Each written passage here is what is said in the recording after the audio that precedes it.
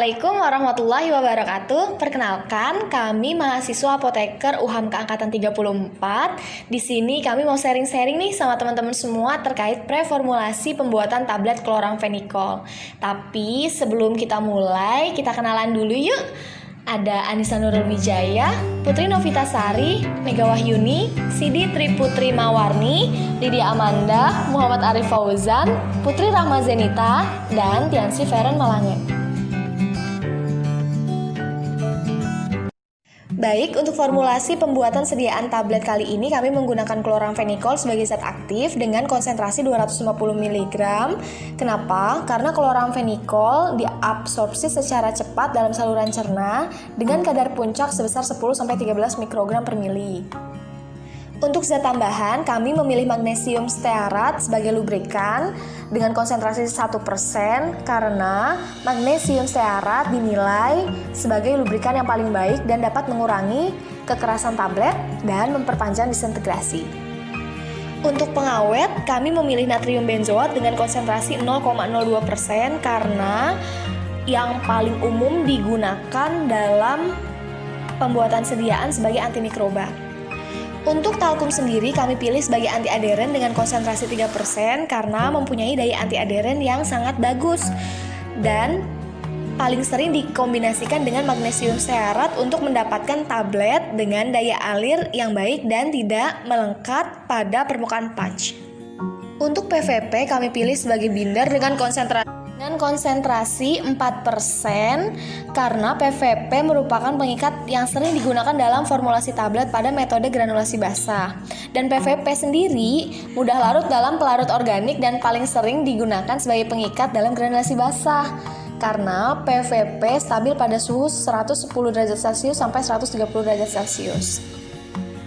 Untuk rospovidon, kami pilih sebagai disintegran dengan konsentrasi 2% karena rospovidon dinilai sebagai disintegran yang paling baik dengan konsentrasi yang rendah dan proses campurannya jauh lebih baik dibandingkan dengan menggunakan starch.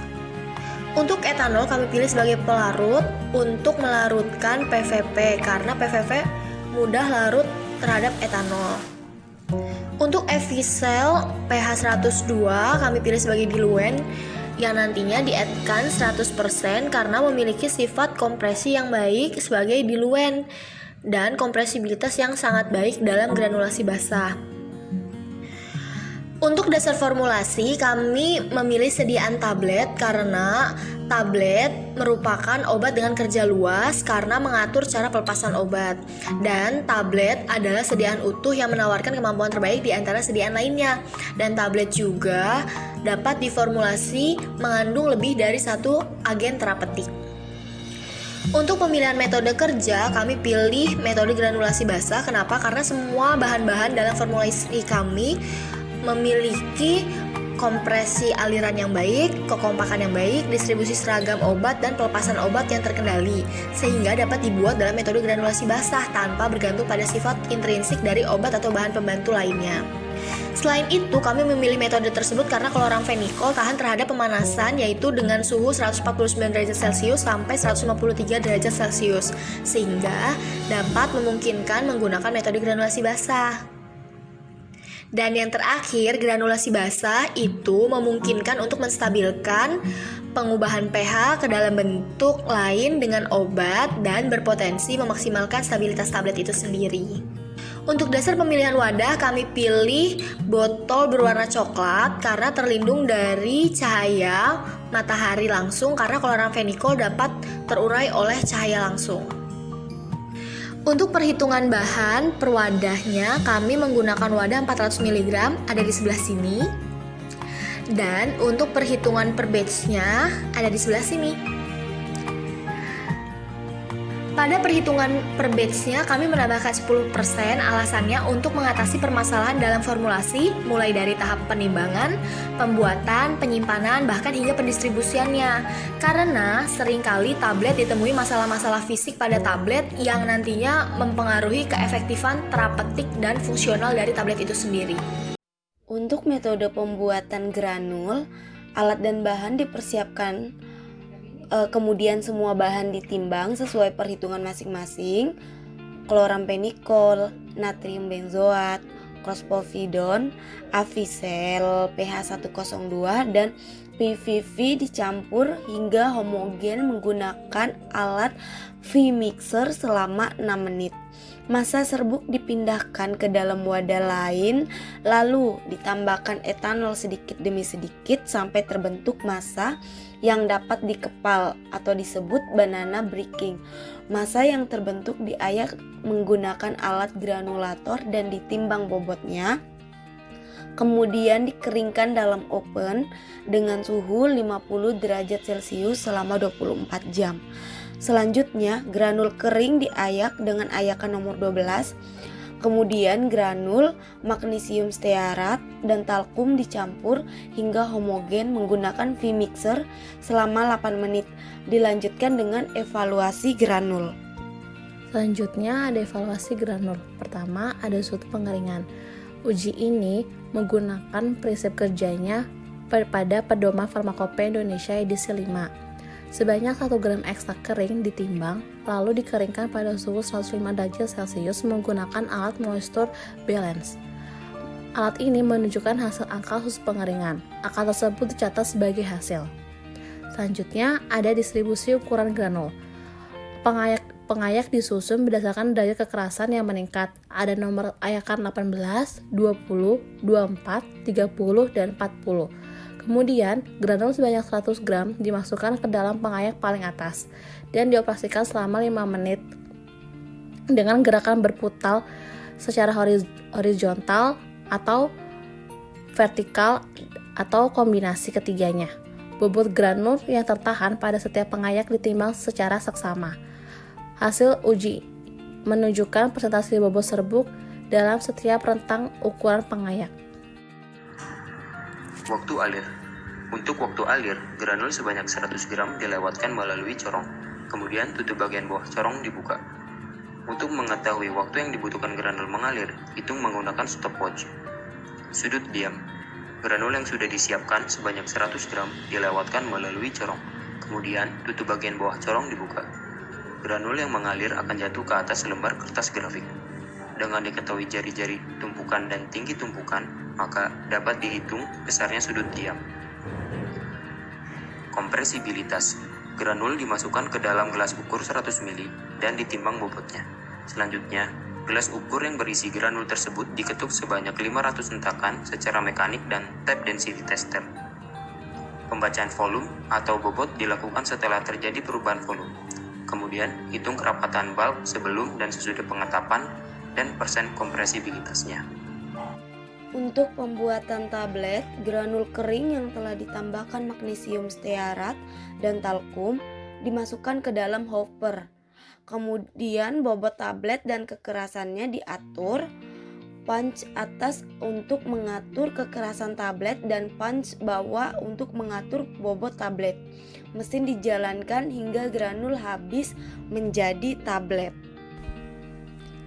Untuk evaluasi tablet, yang pertama ada uji keseragaman bobot.